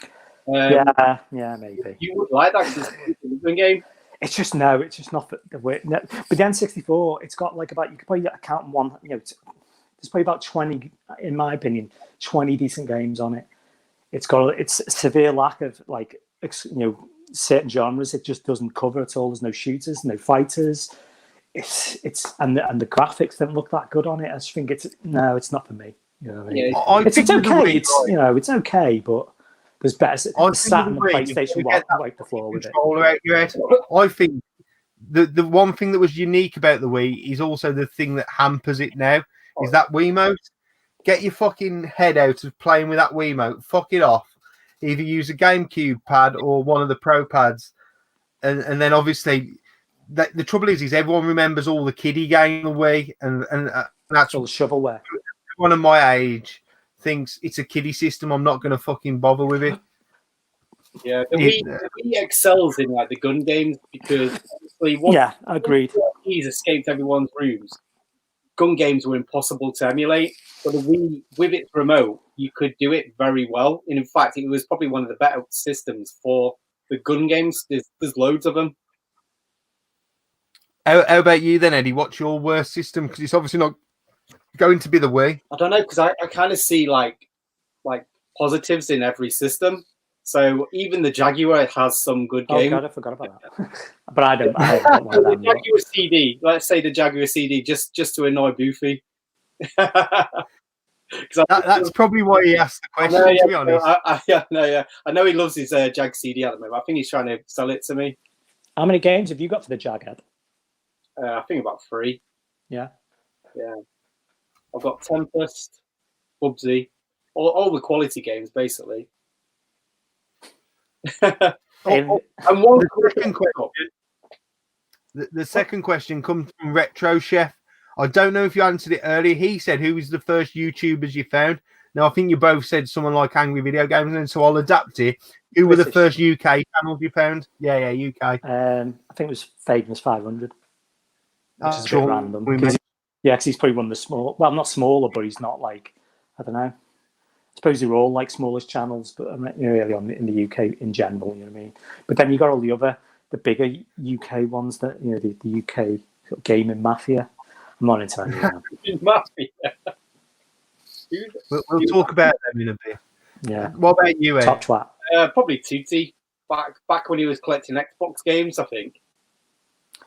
But fucking collect Xbox. I need to watch his back library. Yeah. But Conus Deloro was another early one for me. Loved Conus Deloro. Loved Daz's channel. The games he was picking up right up my alley, and he's a good guy. He can spin a yarn. You know what I mean? He's funny. He's a good guy. I like Daz, and he's the first person I properly spoke to outside. In real life. And that's a good thing about this whole community thing is meeting, people outside. I think it's all great on here, but meeting people in the real world takes it to another level and makes it that much better. What's it called? Griffo actually put in a half decent contribution. He said the N-Gage. I don't class the N-Gage as a system. Wasn't it a mobile phone first, really? Yeah, well, you could class the iPhone as a system, couldn't you? Really? Yeah. Video system. If you're going to class the N-Gage as one, well, I suppose it has got like separate cartridges. My dad bought an N-Gage. He had one of them, because when he passed away, and we were like going through all his his trinkets and knickknacks, he had the original N-Gage, and I sold it on eBay. This is about it would have been 7 years ago, and for £25 boxed, and it got lost in the post. I had to refund the buyer and get you get me money back from the shipping company. But 25, I don't know how much they're worth now. How much are they worth? N-Gages? Anyone know? 10p. I'm not sure. I know Lewis is going for a set of the N-Gage. He had a couple of games as well. Tomb Raider was one on, and I can't remember what else he had on it. But he had a couple of games. So, and it was the original one that you used to take off the back and take the battery out to play the games. Yeah, there was a couple of variants, weren't there? Sorry, Eddie, carry on. Talking about handhelds, then probably the worst system is the Gizmondo, because you have two variants that you could get for that. You could get the cheaper one or an expensive one, and the cheaper one you had to watch an advert before you could even play the game. So I don't know how that works now, because obviously the systems are offline and everything. So maybe someone could tell me. Or what's it, Tiger.com? Game.com. That's the one, by Tiger, yeah. Yeah. That had Resident Evil 2 on it. Did that have a Mortal Kombat game on it? Maybe? I can't remember. I know it got Resident Evil 2 because that was quite a surprise. Cool. It was like a black and white LCD kind of looking game. So you wouldn't expect something like that on there. I suppose it's quite good though. So Dana, why don't you like modern gaming? I'll put a question to the host. Okay. Why don't I? I do like modern gaming. I've spent all day playing modern games. I'm more of not a fan of AAA games. AAA games to me now, I hear them and I'm like, yes, no, you're all the same. You're all the same as the last game that came out. Especially everything's fucking open world now. They are big. They are huge. They take up a lot of your time as well. It's probably because, right, on my PS3, I put 90 hours in Fallout 3. It was the original fat PS3. It corrupted.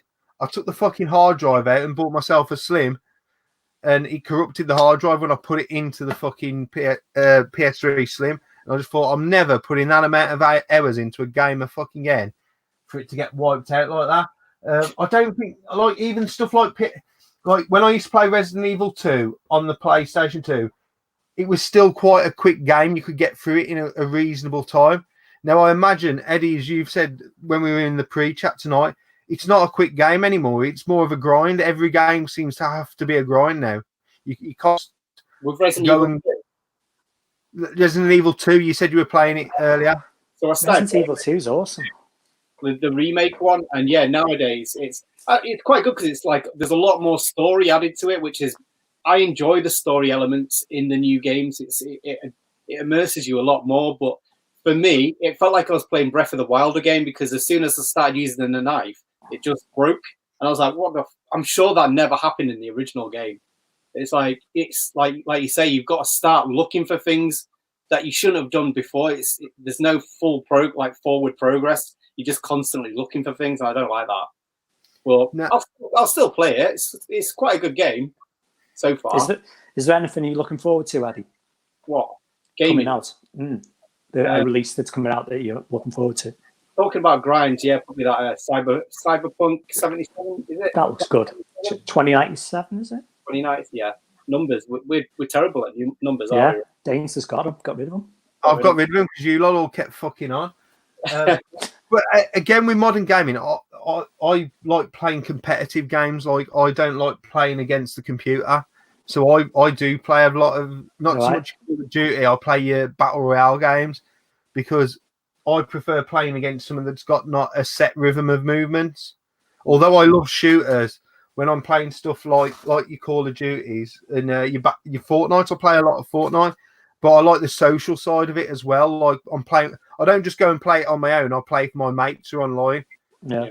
So I can see the appeal. I don't do it. It's not for. I've never really played online ever really. I've had a little quick go in there. I tell you a game I did used to play online. Remember it? What was that 100 to 1 on Xbox Live? That quiz game. Did anyone play that? I used to have. Like, I remember the TV show. I remember the TV. It was 100 to 1. It was like a quiz show type thing, and like it was all online, and everyone would, like you'd answer the question. It was just 100 to 1 on the Xbox Live. You know what I mean? But that's about it. And I remember playing Killzone 2, a little bit of that, maybe a tiny bit of Halo, but nothing in depth. I've never really been on. I don't have a PS4, PSN account, so I can't play on my PS4 online anyway. And I don't have an Xbox Gold account either, so I can't play on the Xbox online. On the PlayStation 4 when that first came out. It came free with my PlayStation. I wanted because in my living room I have white consoles in my living room. So consoles. Yeah, so I was waiting for the white PS4 to drop, and when it dropped, I got the Destiny one. Yeah, it was a Destiny bundle that came with it, so it kind of forced me to play it because, well, I didn't want to just have a game on the shelf just doing nothing. So yeah, I played it. And I actually kind of got a bit addicted to it for a little bit. I was playing it for about 10, 15 hours for an online game. That was quite a lot for me, really. But apart from that, online games don't really do it for me because I'm terrible at games, really. Even though I've got a lot of games, I like you said, Danester, you kind of like not seeing the pre-programmed movements. But I kind of like that because I learn from it and can get through them by trying, repetition, basically. Whereas all these kids coming online that are spending like hundreds of hours before me, and I'm coming up on there for the first hour, I just get killed straight away. Well, you say that, yeah, but Gruss Newton, I hope he's still in the chat. He joined Big Game Al, myself, Lee Retro Gamer. He's not Retro Gamer Addict, I keep saying that. You've been gamed. First ever 4 games of Fortnite. He got Victory Royales. That is impossible to do. So fucking, he was obviously with the dream team there. And we had a good laugh as well. We were all taking the piss out of each other. And it reminds me of when I used to play GoldenEye on the N64. It's the only game I enjoyed on the N64, and that's because I played with 3 mates drinking beer. Yeah, the multiplayer, that's the only good thing about the N64 is couch co-op. Mario Kart 64 is the ultimate multiplayer game. I'll give it that. It is a really good. If you can get 4 parts, Yeah, I played like 4 parts. Okay. We used to go out on a night out and then come back and play like 4-player Mario Kart 64, and it was the best thing, probably the best of video game times I've ever had, really. So, yeah, my mates, because my mates had a house that a few of them we used to live in, and they had my N64 in the front room, and the CD drive had on with all the games. They were big into the wrestling games on the N64. That's another thing. I'm not into wrestling games. Don't like that. But you bring up You don't like wrestling games? No, don't like wrestling. It does nothing for me. I don't know nothing about it. Did you ever like it in the 80s and 90s? No. Never watched it. 60s, 70s with Big Daddy? No. I used to. You watch it in the 80s when you were a kid. It was on Saturday morning. I don't know what the program was called, but with Big Daddy and all that, you know what I mean? But I remember and Giant Haystacks. World of Sport, I think it was called. World of Sport. World of Sports, yeah. Yeah, I see. Yeah. But another thing about online gaming is it's mainly first-person shooters, and I don't like first-person shooters. So, I mean, I suppose if I liked football games, I could play football games, but I don't like football games, so I don't play them online. There's not a lot. I don't know. They seem to be the main genres that people play online, isn't it? Really. See, the way I see it is like, with this limited run games, doing all these retro style games. If they made something like, I don't know, like a Smash TV, and made that an online where you could play with 4, I think that would be a big market if they bought something like.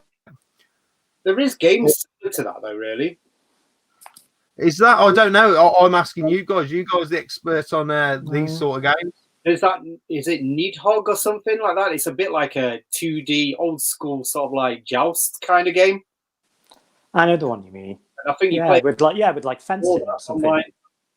Or a golden axe, or a Streets of Rage where you could play multiplayer online. I don't know if they're going to do it with the new Streets of Rage, are they?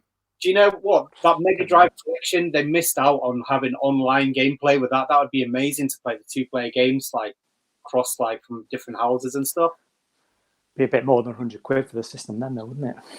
No, I'm on about the Mega Drive collection on PlayStation 4. Oh, right, okay. So I thought you meant the classic collection, yeah. Yeah, so if you could play Golden Axe like online with each other as a 2-player game, that'd be brilliant. But I don't know why they've not put that in. Well, I suppose that'll be for the version 2.0. Because they re-releasing stuff, don't they? As I say, the reason why I prefer retro games as well over modern games is like my Vectrex, it's here plugged in. I can switch it on, 5 minutes play. Yeah. My Mega Drive, that's the current system hooked up. I can put it in for 10, 15 minutes and then walk away if I've got to. Whereas, as you say, look, it's probably why I don't like AAA games, because you can't do that. You can't play for 20 minutes. I mean, I'll get a lot of hate in the comments here. You'll probably just I didn't like The Last of Us. I didn't like go through the intro, and then that's 20 minutes just watching a cutscene, isn't it? Before the game even starts. See, that's why I didn't like The Last of Us. I played that for half an hour, 40 minutes. And it was like the game was holding my hand to teach me how to play. I wanted to find out myself. I wanted to go and explore. And that's why I couldn't get into it. I spend more time watching the game than I do playing it. Especially Last of Us is good, though. I enjoyed I enjoyed that game. You've got to rethink of like what modern games are now, like the AAAs. They're more of an experience, they're more entertainment than an actual game. So you've got to think of it as that. Like it's sort of like half film, half game. Right, Dill, you're going to hate me for this. It's because Pete, old school variety face, is hassling me. And you're the one who made the comment about the YouTube mafia. And you're one in the comments yourself who normally brings this stuff. He wants you to talk about the YouTube mafia. What do you mean? No, they just have their own little scene, don't they? Their own little microcosm, their own little world. You know what I mean? They're separate to everything else. You know what I mean? But they're put on a pedestal.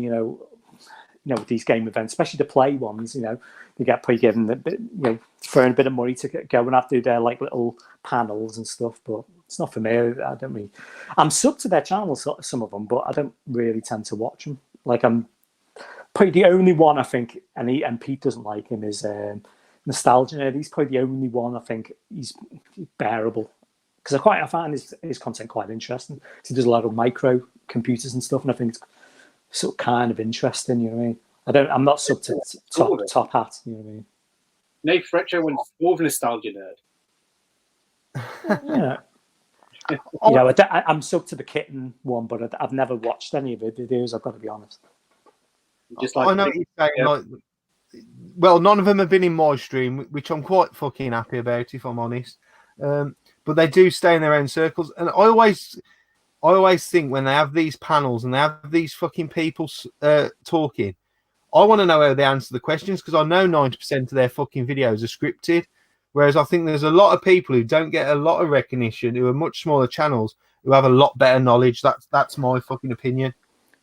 Like yourself. The only panels that I thought were quite, like there was one that Pete was on with a load of the retro and limb guys who were, while some of them are big, they're still community chat and they still get involved. You know what I mean? I will say that about Steve, who runs Retro and Limb. He's always active in people's comments still, no matter what size of the channel, and he's always busy about. But I know what you're saying. Is that they're in their little circle, and that's where they're staying, sort of thing. And actually, Kim Justice, some of their videos are quite interesting. Touching on the stuff from the micro days, the 80s and stuff. But yeah, the early videos were pretty good. Like the ones about like the Microsoft, is it Microsoft and stuff like that? They was and US Gold, but like documentaries. They are, I can't knock him. I think they're all right. Yeah, controversial. Sorry, it's not anything I want to watch off there. So I don't know. More into the videos about like the scene and stuff like that. See what everyone's actually been up to, rather than like talk about stuff that's been talked about a million times before. Because it's hard to get like new content now for these guys that are like trying to do documentary style kind of videos. It's all been talked about now. Yeah. Well, I noticed some of them like do something that one of them did 12 months ago, like just recycling the same stuff. Top Hat.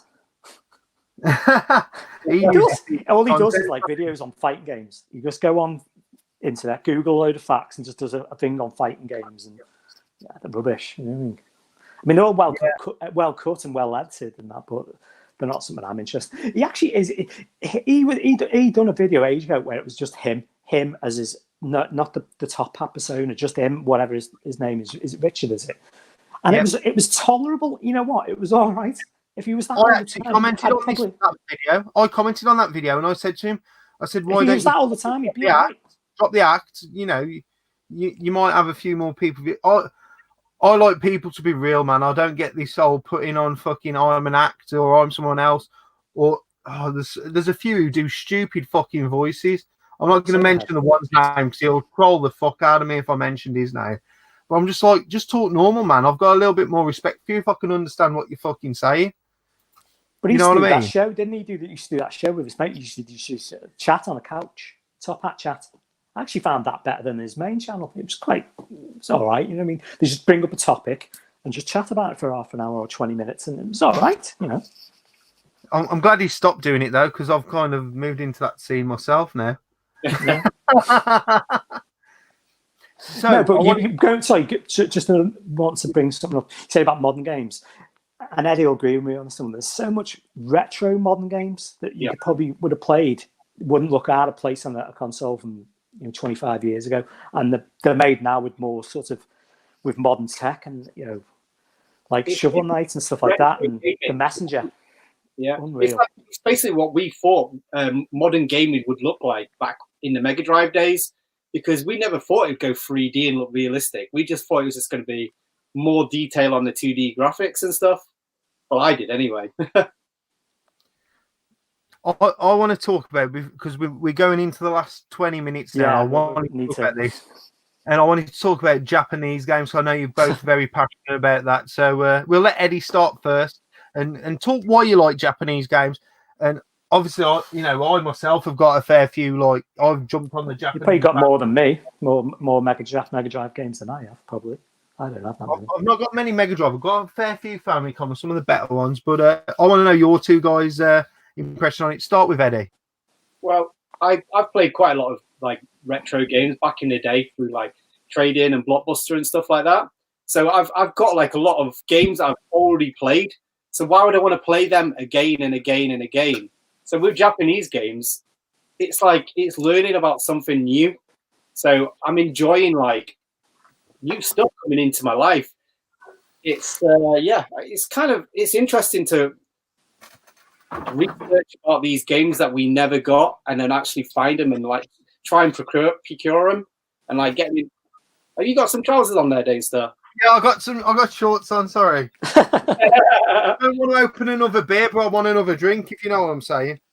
But yeah, as a collector, I find the research of things more interesting in a game than actually playing the games. Is that weird to say? But yeah, but the thing is, I enjoy finding about like a game that I've never heard of before, and it'll always be a Japanese game over like a PAL game. I mean, there's still PAL games that I'm finding now that I've never heard of before, especially in the PlayStation 1 scene sort of thing. I've picked up quite a few games on the PAL PlayStation 1 that has been recommended by Craig Zero Game. But yeah, I was wondering when his name would pop up. He's been sending nice guy, Craig. He's been playing a lot of PlayStation 1 Power games just recently, and it's been making me a bit jealous, really, because it just makes you think, realize how many games you've never really seen before. Yeah, I agree, man. Obviously we had Samurai Pizza Catch. You were wondering whether that was even a real release, weren't you? Definitely, yeah. I've seen it popped up, and I've even played it and everything like that, but I've just never seen an actual box of it. Have you got the box then? No, I've not got the box, but I did get offered the box. Obviously, James Basabe. He asked me if I wanted a box copy, but it would have cost me a fair bit more. And to be honest, I can't fucking read Japanese, which is the main problem with most of the games. But so no, I didn't have it boxed, but I have seen the boxed one as well. Yeah.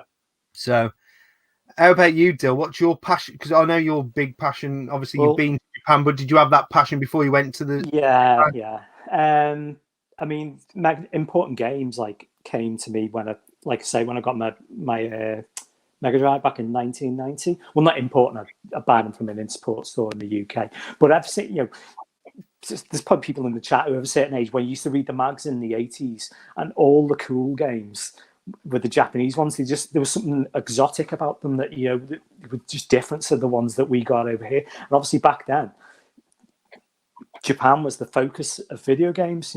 Let's be honest, it's sort of flipped around now, where Japan's sort of taking a back seat to what's going on in the West, and West is leading the way, really, as the big sort of producer of video game entertainment. But back in the the 80s and the 90s, and even into the early noughties or whatever, it was Japan was doing. Everyone looks to Japan for the best, the best in what video games had to offer. I mean, obviously you got as well, the games back then in the early days, they were gimped out on the PAL copies, weren't they? They didn't play as well. They were slower. You had that borders. The Japanese games played better, and you had that much better artwork on the boxes. It was like saying, there was just something exotic about them. That were just otherworldly, and it was just like from a whole different planet over there to what we had over in the UK with these ugly artwork, borders on the boxes. They all looked uniform. Where out in Japan, they just looked. I want to just jump in there. Don't you think that's weird, though? If anything was going to be uniform and ordered, wouldn't you think it would have been Japan that jumped on that? Yeah. But they're big on design, though, aren't they? I think they just have a keen eye for the design. You know what I mean? In everything they do, the technology, the amount of kit they bring out and fashion. It's all that they've all got a keen eye for design, and I think that's maybe plays into it. But then obviously as things have progressed, so Japan's taken a sort of backseat, and in the modern, with my modern systems, like the last two generations, really not as big on the Japanese ones, but like PS2, I've got loads of Japanese games, Saturn, Dreamcast. Even on my Sega systems, I don't own any, none of my games are PAL. Every one of them is a Japanese game, so my Mega Drive, Saturn, and Dreamcast are all Japanese. And all my N64 games are Japanese. All my Super Famicom, I don't own any PAL ones, just because they just look better. I just prefer the Japanese versions. I know there's people who collect PAL, but it's, in the retro stuff, it's not really for me. But we're saying that with PS2, there are a lot of good PAL PS2 games. Neither of you mentioned it running in 60 hertz rather than 50. Well, that's what I mean. Sorry, I said runs faster without the borders. And yeah. I don't say that as a worry. I don't really think about that too much because I grew up as 50 hertz. So why go into 60 hertz? Because for me, that was my nostalgia fix. Like Dylan likes the TVs going into LCD and stuff. I kind of prefer my CRT not looking the best. I kind of playing it like in a nostalgia, like how I did back in the day. And playing it 50 hertz is the way I played it. It's just that I like my Japanese stuff to learn about new stuff and stuff that I never experienced before. And that's another thing you've just brought up there, Eddie, is like there's probably still games that people are finding out about now that only got Japanese releases. These YouTubers are bringing these games to to people's wider knowledge that no one ever knew existed. Because there's so vast library, especially like on PlayStation 2 and PS1. There's so many games out in Japan. Same as Saturn. There's probably games I don't even know about in the Saturn that came out in Japan that they're probably awesome. And that's the joys about YouTube, because we're all looking in different directions, and we'll pick up a game and like it'll just influence someone else to go out and buy it. I mean, the amount of times I watch everyone's like videos, and I'll have like an eBay tab on the side, just ready to play that game that someone's picked up, so I can like start researching it myself. Gruss has just pointed out if you play Sonic 1 in 50 Hz, then in 60. I agree with him there. That's the one I was going to point. It's night and day. It's night and day. It is. What 50 Hz Sonic 1 is that the slower music and everything like that. That's what I remember. When these American YouTubers playing it, I don't recognize it. See, I'll throw it out there because I think I compared in one of my recent videos. I'm into virtua racing. And I played that on my, I played the PAL version, and then I recorded times on the Japanese version. And I don't know if it was because it was quicker, I could make slightly quicker movements or judge things slightly better. I was getting much better lap times. And I think that's another good comparison there. I think F-Zero and the SNES is the same. I think they all have like different, like how they have the microseconds. They're all like actually timed different for different regions. So you could see if you've been playing a PAL one, American one, or a Japanese one just by the lap times. Has Dylan just disappeared there? Oh, he's yeah, sorry, yeah. Yeah, right. I mean, example, like, look at that. You know what I mean? That's beautiful. You know what I mean? It's just gorgeous. Like, a PAL one just wouldn't compare. And that game never even came out over here, And Eddie's got something though. Eddie's got lovely boxes on. That's all I want to say. Well, I mean, the PAL Parodius is still quite stunning, really. I mean, Parodius is quite... Parodius is that an early PlayStation release? I'd say it's a very early one. Very early. Because if you look, a lot of the earlier PlayStation ones were better covers until they went a little bit more uniform. I've not got any to hand, but there is a few that whenever it became less uniform sort of thing later on, and probably was... produced elsewhere rather than just being mass produced, maybe. Here's another game I've got as well. That was I bought that off Daz on his eBay channel. Super just looks stunning on the system. Even threw in the box protector. Thanks, Daz. Oh, and some knockoff Mega Drive games when he sold me that. What's it called? Daz is always giving away knockoff Mega Drive games. I get back. Toppy was one of them. Yeah. I want to just touch on with Dill, because I know I take the piss out of you all the while about this. You are the go-to guy to know about wires for the old systems to use on new stuff. I want you to talk about it because I'm not going to get anyone else on. No. Oh, come on, man! Tell us why it is. Why you prefer it, because you do like all these fandangled wires that do all these. No, I just get decent RGB cables. Plug them into decent switch. Yeah. On RF? What's your feelings on RF then, Dill? It is what some it people is, love RF. Yeah, but it was great. It was great back in the day. You know what I mean? And I think Eddie said in the past, if he got a 2600, he'd want to play it in RF. Maybe I would. You know what I mean? But I don't know. Yeah. As long as it's on a CRT, as long as it's through RGB, SCART RGB, I'm happy. That's but I just want decent cables. You know what I mean? And I do like my OSSC. I do like my FrameMeister.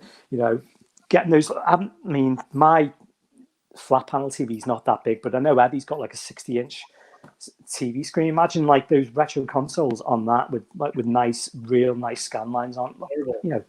Horrible. Too much. It's too much. Like, you can't be just 21-inch CRT.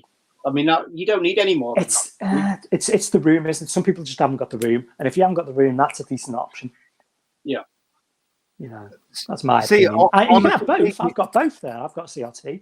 I've got my main telly, but I just like to, because the way the setup is, I can run it into the CRT and have the same thing on the flat panel. So if I want to play, I can do both. I mean, don't get me wrong. I think you showed me your screen, and I was impressed by it, but I don't know, dude. It's just so much better on a CRT. It's not better. It's just when you play nostalgia games, why not play it on the way it was meant to? Mm-hmm. If you play on a CRT, an LCD big screen, you might as well emulate at that point.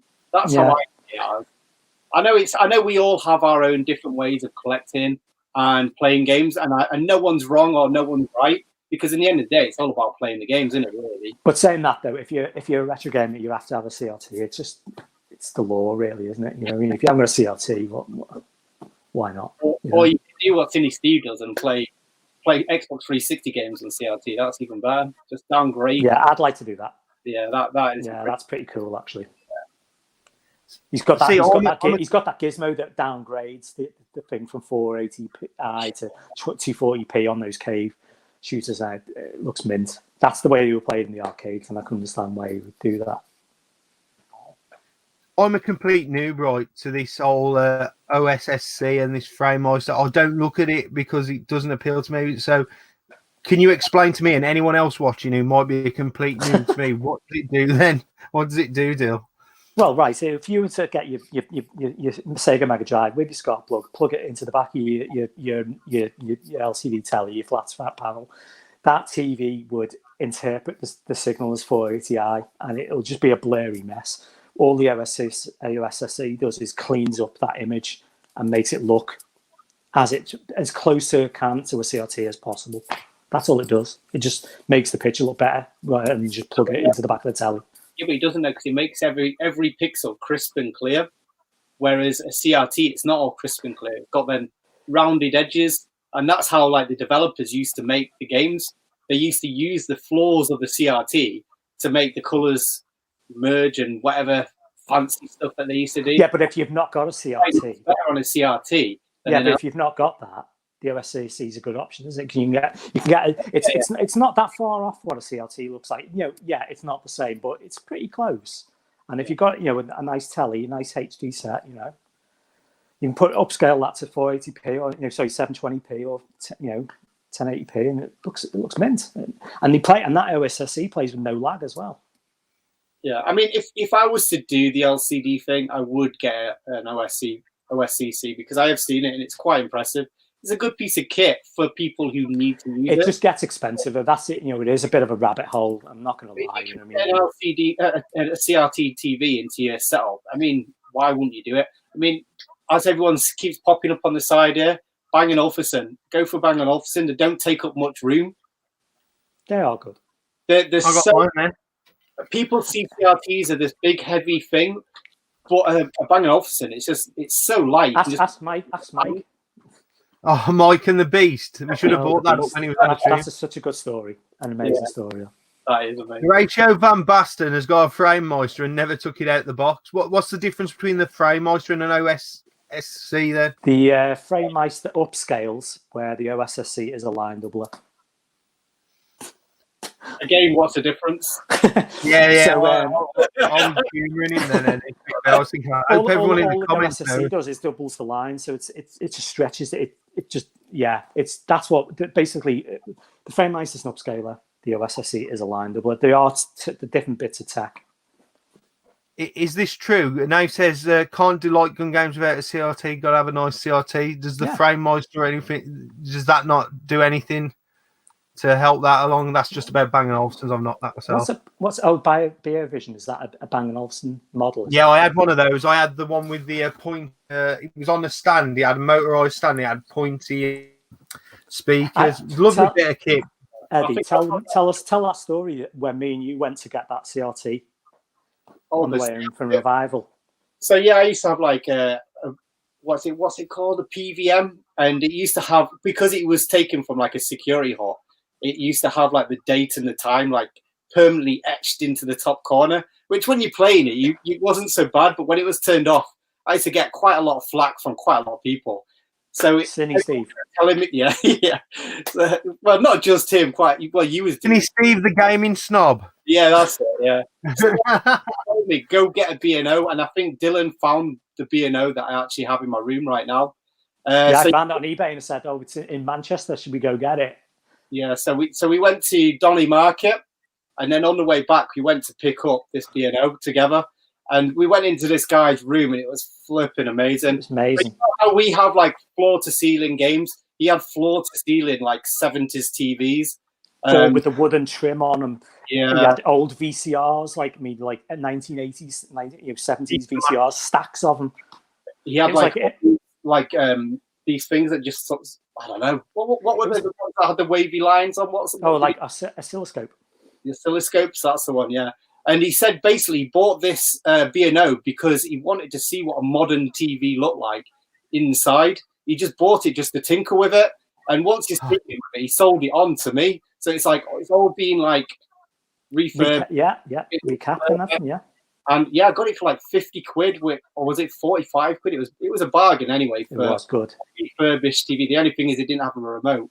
I was going to say, have you got the remote? I have now because I bought a widescreen one and it comes with the same remote. That's the one. Fucking. That TV only cost me 20 quid. The widescreen bigger. You know my mate Liam, who you've seen at the events, he's got the big widescreen TV because basically I bought that one that I showed on the camera for 40 quid. And then someone was giving away with a massive widescreen one. But all I could see on top was the remote. So I said to Liam, I said, I'll get the TV. I just want the remote. You can have the telly. And it's got like a DVD player and everything built into the top. But Bang & Olufsen, they're definitely the way to go. I've got my... I'm going to say Sony Trinitron. Well, I think they're a good shout.